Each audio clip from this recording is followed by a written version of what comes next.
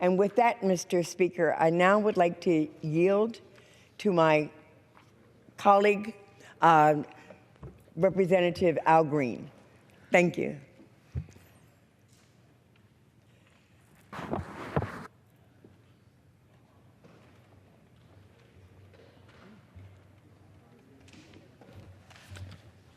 Thank you, Mr. Speaker, and I thank the gentlelady for yielding the time. I'd like to thank the leadership for allowing the time. And Mr. Speaker, I also want to thank my staff and the many members of the LGBT caucus for helping us to produce HRES 772. This is the original LGBTQ Pride Month resolution. And I'm very proud that persons have signed on to this resolution. So I want to thank all of the co-sponsors, original co-sponsors of the resolution. I'm grateful that the President of the United States has recognized Pride Month. President Obama has taken quantum leaps forward in helping us to realize this notion that all persons are created equal and endowed by their Creator with certain inalienable rights, and among them, life, liberty, and the pursuit of happiness. This is what Pride Month is really all about, these inalienable rights. And I'm proud to align myself and proud to call myself an ally of the LGBT community. I'm an ally of this community for many reasons. I'd like to just share a few. I have suffered invidious discrimination. I know what it's like to be decided as one who should stand in a different line. I know what it's like to be required to drink from the colored water fountain. I know what it's like to be required to sit in a different area in a theater. I know what it's like to have to ride in a certain place on a bus.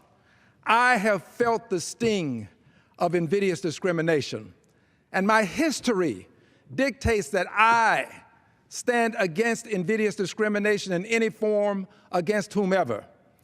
And my history requires that I be where I am when it comes to helping others who are being discriminated against. So I'm proud to have this resolution that we've presented. And I'm proud to have presented it because there is still great work to be done. We still have 28 states that allow someone to be fired for being gay, lesbian, or bisexual. No one should be fired because of who you happen to be. Your performance should determine your position in a place of work. And unfortunately, in our country, we still have people who will look at someone and conclude that that person should not work in a certain position. Dr. King reminded us that it was the content of character that determines the worth of people, not what they look like, not what you think they may have as a preference in life. The content of character. People should be judged upon their merits. They should ascend on merits and they should fail on demerits, not what they look like or what you think their preferences are. 28 states still allow people to be fired based upon what someone thinks about their sexuality, or if they should happen to announce their sexuality. 30 states still allow someone to be fired for being trans. How people behave as long as they are obeying the law should not be a means by which you can fire them. People have every right to be themselves. To all of those who are heterosexual, as am I, we should think about what it would be like for us to have to pretend to be something other than what we are. People ought not have to pretend or hide their sexuality.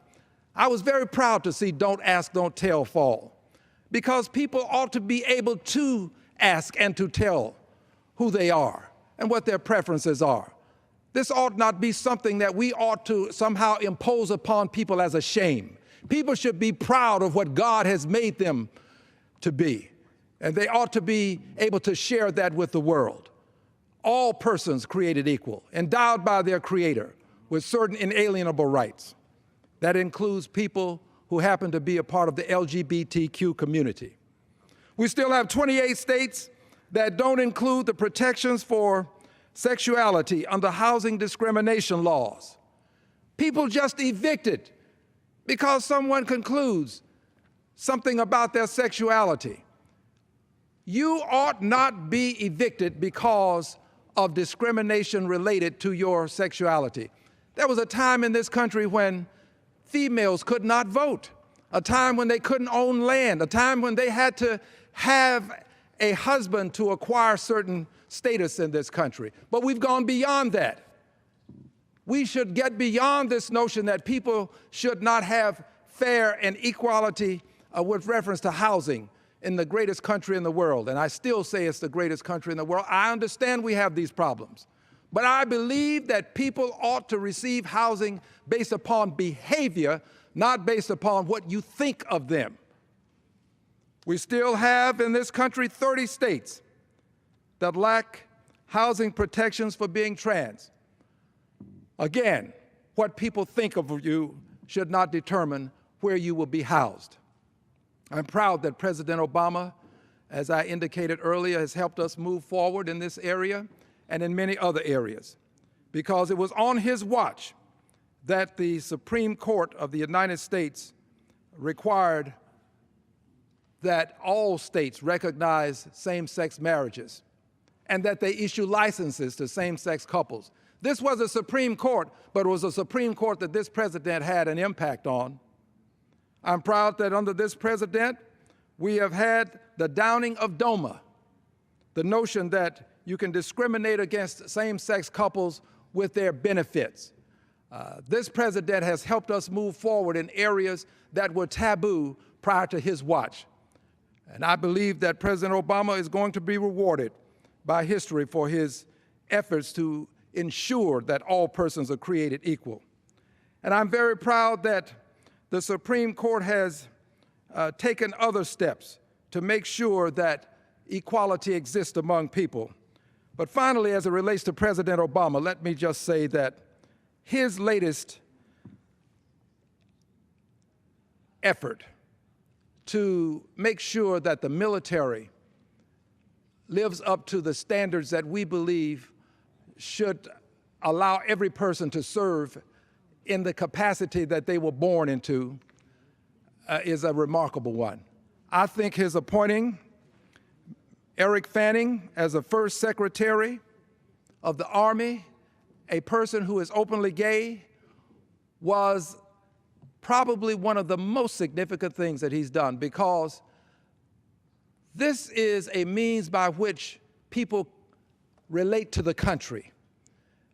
People who serve in the military are held in high esteem. People who work with the military are held in high esteem. People who serve as secretaries are held in high esteem. And I thank the president for this very bold and courageous move. So we are very proud to have this resolution on the floor recognizing Pride Month. And we do so because, in my opinion, every month ought to be Pride Month. We ought not have a single month that we do this. But until we can overcome some of these greater adversities that are yet to be dealt with, I think we have to continue to celebrate Pride Month.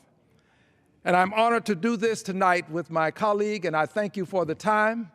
And I want to assure you that HRES 772, the original LGBTQ Pride Month resolution, while it will not pass this Congress, I want to assure you that in our lifetimes, this resolution will pass a Congress of the United States of America, because the Congress of the United States of America is metamorphosing.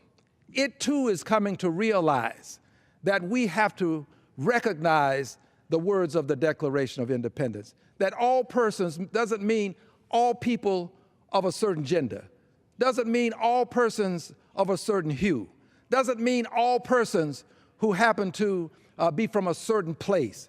It literally means what it says.